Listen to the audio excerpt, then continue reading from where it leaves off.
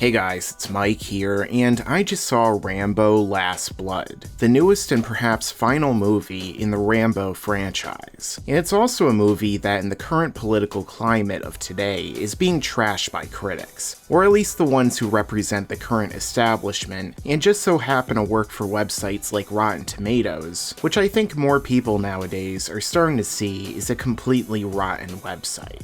Wait, you mean a bunch of pretentious elitist movie critics who get offended at anything remotely not PC and have corporate wads of cash sticking out of their pockets would get offended at a movie about a man taking justice into his own hands while using guns and violence? That's more unrealistic than Rian Johnson making a bad Star Wars movie. But the real question I'm trying to address in this video is, did the critics get it wrong? Or is this the worst Rambo movie yet, and by far the most offensive? Well, the short answer is yes, they did get it wrong, but you probably gathered that from the title. However, considering I'm a YouTuber and I specialize in crafting videos that give you the longer answer, let's get into that right now. So, I've been watching the Rambo movies and Sylvester Stallone movies since I was a kid. While many of the current generation of children have been growing up on these safe space movies, where everything is nice and clean and homogenized and politically correct, I was watching the awesome 1980s action movies that said screw that and went balls to the wall insane.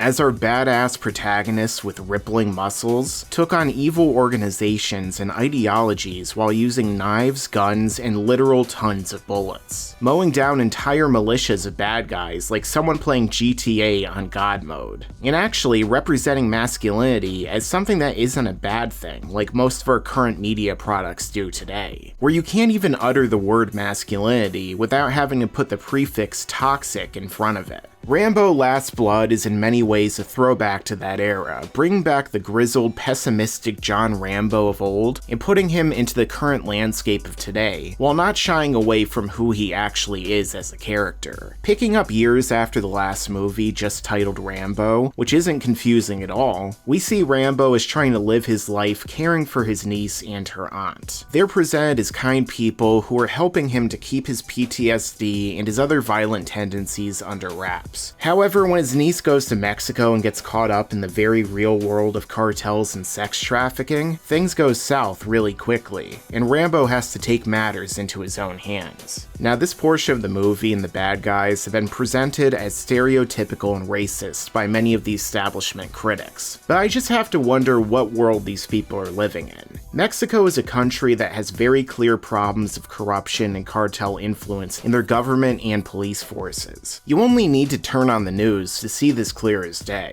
So it only makes sense that Rambo, who lives in an area of Texas that is near the Mexican border and has a family of Mexican heritage, would become involved in this real-world problem. There's nothing racist about it, and considering that there are multiple good Mexican characters who help Rambo during the film, which these critics usually ignore to further their own political agendas, it's clear that the intention isn't to demonize the country. In fact, it's kind of a clever commentary, despite these so-called members of intelligentsia not understanding it.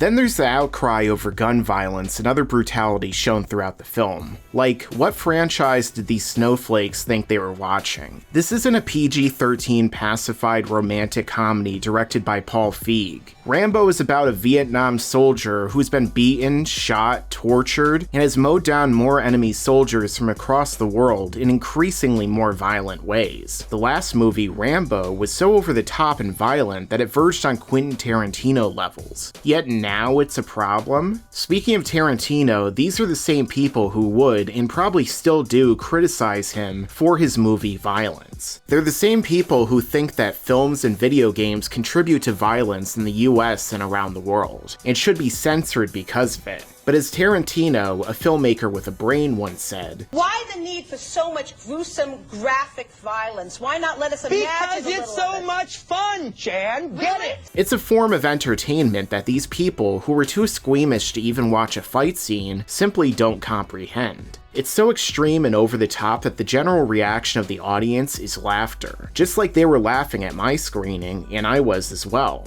A great example is The Bride vs. Onishi's Men in Kill Bill Volume 1, where people are shooting out fountains of blood every time they get cut in cartoony fashion. Tarantino even put an anime section in the film to make this even clearer. It's a form of entertainment that people love for a reason. Not because they're bad people who vote Republican and support Trump, but because they actually know how to take a joke and can appreciate what the filmmakers like Tarantino are going for. Rambo is getting revenge here and fighting off people who do nothing but evil deeds, and the over-the-top violence makes his revenge more satisfying and enjoyable. It adds an extra dimension to the audience's catharsis, just like with the John Wick movies or Commando. If this was happening in the real world, it would look a lot different and have a much different sociological impact. But it isn't. It's a movie and should be treated as such. Now, this doesn't mean the movie is perfect by any means. I wouldn't say it's the best or even the second best of the series. I liked First Blood and Rambo a lot more than this one.